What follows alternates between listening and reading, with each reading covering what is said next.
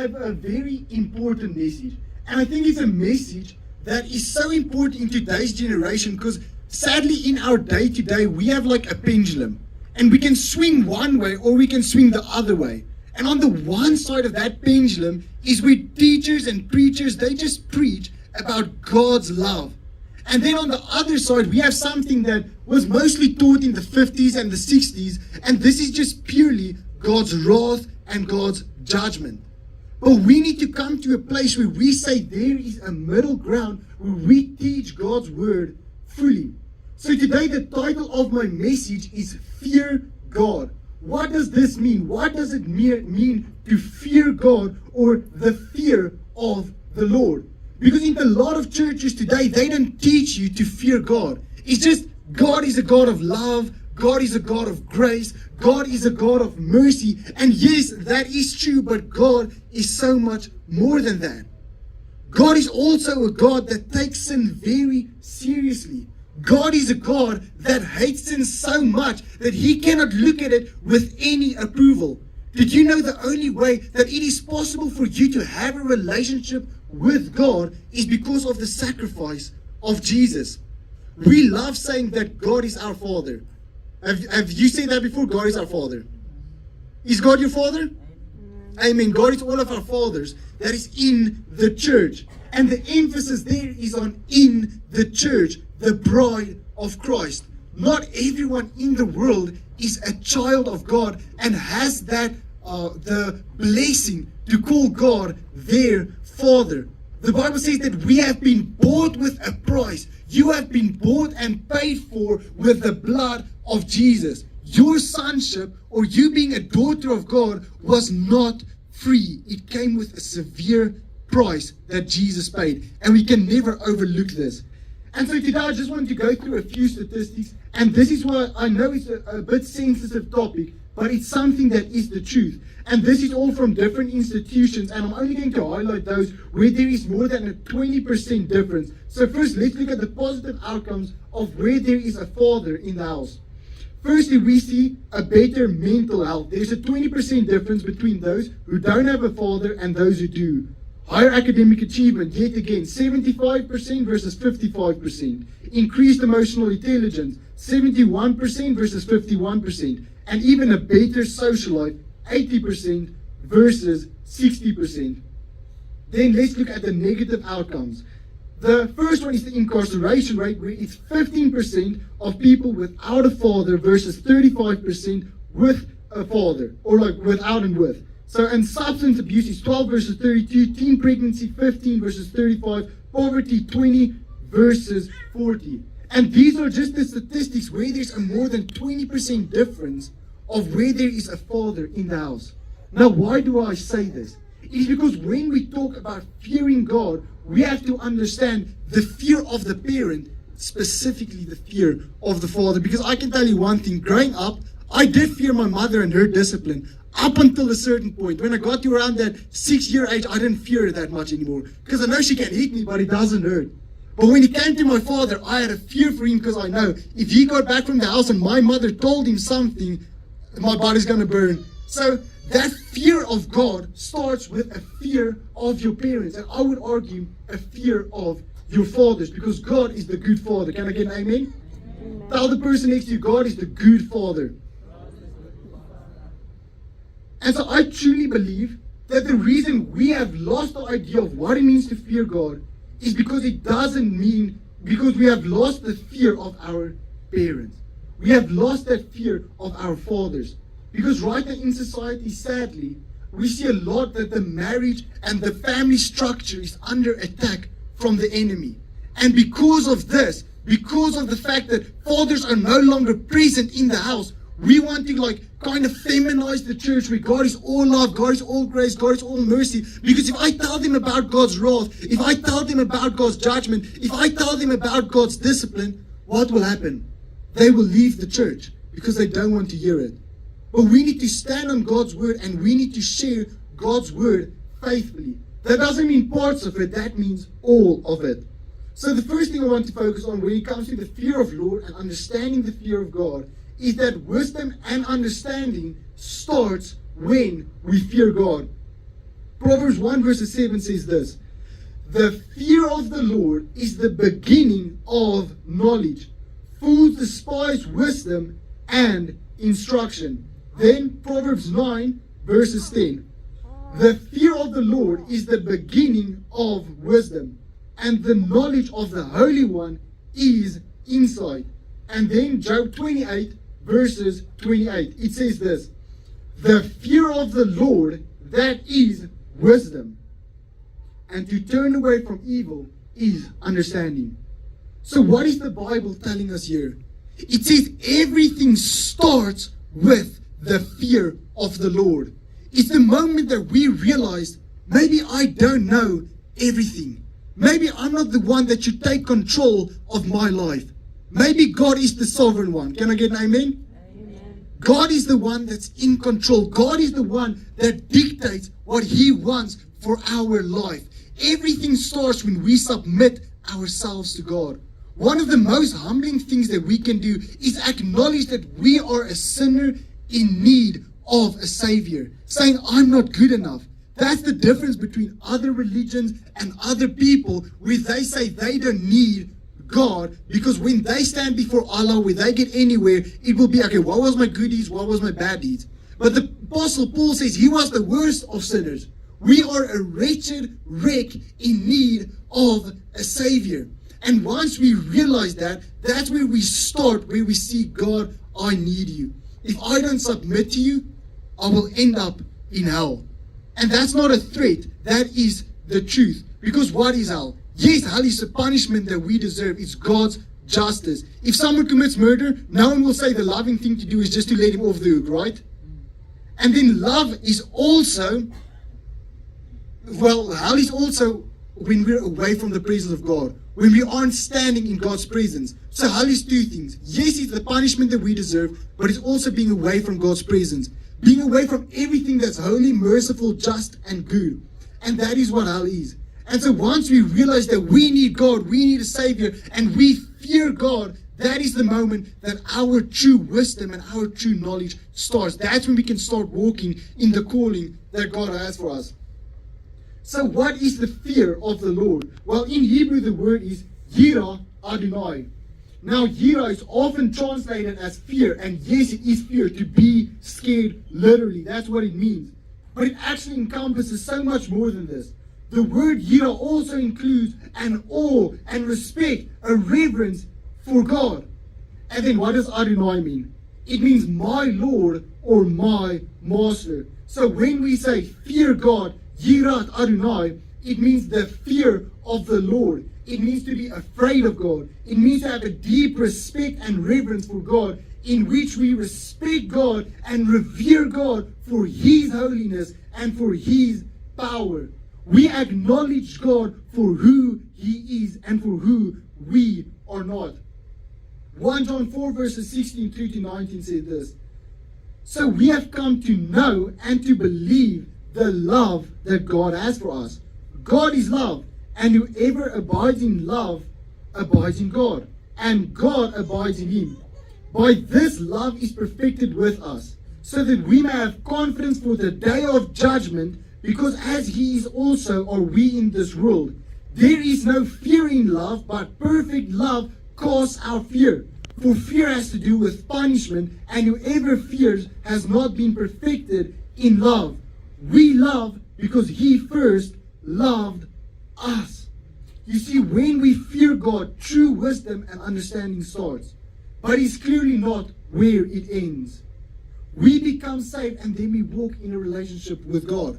The love of God, the agape, which translates to the love of God, is a love that dwells within us. God shows us to us, it dwells within us, and then it needs to work through us and in our lives. Others will experience this agape love of God because of the God that lives within us. We need to be empowered by this love to live for God. We can't do anything without it, apart from it, anything. We need this love of God. But then this passage tells us something very important. It says that when we have this love, when we've been perfected in this love, when this love abides in us, we have nothing to fear. It says there is no fear in love, but perfect love casts out all fear.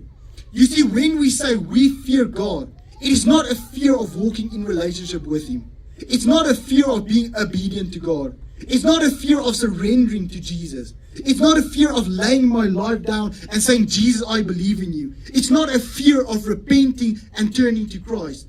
It is a fear of facing judgment, as this passage tells us, without God. God loves you. Jesus sacrificed His own life for you. That's the love of God. The Bible says, while we were yet enemies of God, Jesus came and He died for you. That's the love of God. That's the agape we're talking about. And once we understand, once we fear God, and this love resides within us, this love transforms us, and the Holy Spirit dwells within us, we don't have to fear God anymore. We don't have to fear that judgment anymore. You see, the fear of God is where it starts, but it is not where it ends. Secondly, when it comes to understanding the fear of the Lord, we need to understand that the fear of the Lord leads to righteousness and obedience. Proverbs 14 verses 27 says this: the fear of the Lord is a fountain of life, that one may turn away from the snares of death. And then Deuteronomy 10 verses 12 says, fear the Lord your God, to walk in all His ways, to love Him and to serve the Lord your God with all your heart and soul. You see, the fear of the Lord is where it starts in our lives. It's us coming to the understanding that without Jesus, I'm in trouble. I need Jesus. I need a Savior.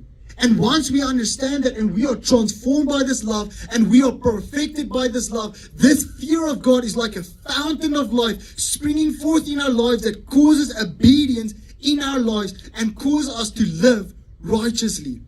You see, the Bible says we love God because He first loved us. And then what does the Bible also say? When we love God, we will keep His commandments. We will do what He wants us to do. So it's not I do to be. It's I do because I am. I am who Jesus has called me to be. I am renewed. I am righteous in Christ. So I do good works not to be saved, but because I am saved. I now have a new identity in Christ Jesus. We are justified, where we are completely, our slate is wiped clean, but then we are also sanctified. This love of God transforms us completely and allows us and uplifts us and empowers us to walk in obedience and righteousness to God. Who here believes that? Amen? Yes, all of us should believe that. And then Martin Luther said these very powerful words. He said, do you tremble at His word, or do you look for loopholes around it? You see, the reason so many people in our churches that come every Sunday in churches, they go out, they party, they drink the Friday nights, maybe even the Saturday nights, then they come to church, uplift God's name like everything is just okay. They forget that the fear of the Lord, where it starts with that, when you truly put your trust and your faith in Christ, there will be a change. There will be a transformation. And the reason that happens is because today in our society, we don't believe in the God of the Bible, because we would rather make up a God that we are happy serving. A God that doesn't call us to repentance. A God that doesn't call us to stop sinning. A God that doesn't call us to righteousness. The Bible says, be holy for God is holy. And yes, we are made holy in Christ, but to live for Jesus and to be transformed by Him means that there is going to be a sense where you're going to live holy. Because when you have the Holy Spirit living inside of you, it grieves your heart when you sin. It breaks you. You need to be so full of Christ to the point where whatever breaks God's heart will break yours as well. And that's what we need to do. And so as a preacher or a teacher or a pastor, anyone in ministry, this verse should scare us. Because a lot of people will try and twist scriptures for the itching ears in the audience. But we need to share God's word faithfully, because the Bible says that there is double judgment on those that share the word of God, that are teachers and pastors. So we need to come to a point where we tremble at His word. We fear God enough to understand that we can't twist the scripture. We need to teach the fullness thereof, because that is the word of God that pierces the human heart and transforms lives. The reason lives aren't being transformed is either because a fake gospel is preached, or because someone didn't understand it. That's the truth. And then thirdly, the fear of God allows us to experience God's love and God's mercy. I want to read this passage here, and it's from Matthew 10, verses 26 through to 33. It says this: "So have no fear for them, for nothing is covered that will not be revealed, or hidden that will not be known. What I tell you in the dark, say in the light, and what you hear whispered, proclaim on the housetops. And do not fear those who kill the body but cannot kill the soul.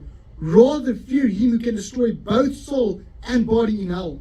Are not 2 sparrows sold for a penny, and not one of them will fall to the ground apart from your Father? But even the hairs of your head are all numbered. Fear not, therefore, you are of more value than many sparrows. So everyone who acknowledges me before men, I will also acknowledge before my Father who is in heaven. But whoever denies me before men, I will also deny before my Father who is in heaven." Honestly, after reading this, let's take a moment where we are truthful, okay? Who is a bit scared after reading that? A little bit, right? And who would say they're encouraged after reading that? Also, most of us here would be encouraged. Well, what if I tell you that this verse isn't meant to create the fear of the Lord for the believer, but for the unbeliever? Here we see that if we fear the Lord, when we have that fear for God, we have nothing on the outside to fear. Nothing on the outside can harm our souls. That is which is most precious and the most valuable to God. But this passage is exactly the type of passage that should create the fear of the Lord in the minds of the unbeliever, where they're like, every action, every word, that is going to be revealed to God on Judgment Day. That's a scary thought for the unbeliever. And so when we teach God's word to the unbeliever, when we tell them this, and when I heard this a while ago when I was doing this, I was like, wow, this is so encouraging. But if I wasn't a believer, I wouldn't find this encouraging. I would find this very scary. I'd be like, okay, I need to give my life to Jesus because I don't want to go through this. But then it says, instead of fearing God, fear the one who can destroy both your soul and body in hell. That sounds scary for the unbeliever, but you are worth more than the sparrows. God is going to take care of you. You have nothing to fear. That is what this passage is telling us. For the believer, this is encouraging. I don't have to fear those outside because I fear God. And I know that because of the punishment that Jesus took for my pride, for my sin and everything, that one day when I stand before God, God is just going to look at Jesus and say, well, Jesus took your pride, your slate is clean. The Bible says, as far as the east is from the west, that's how far God removes our sins from us. So your sin is no longer your identity. You have nothing to fear for Judgment Day. As we read earlier, the fear of the Lord casts out, or the perfect love casts out all fear. So that is the type of love that we now have living inside of us. We have nothing to fear. Nothing on the outside can harm us. When we read this passage, we have a trust and a confidence. God takes care of us and sees us just as He sees the sparrows.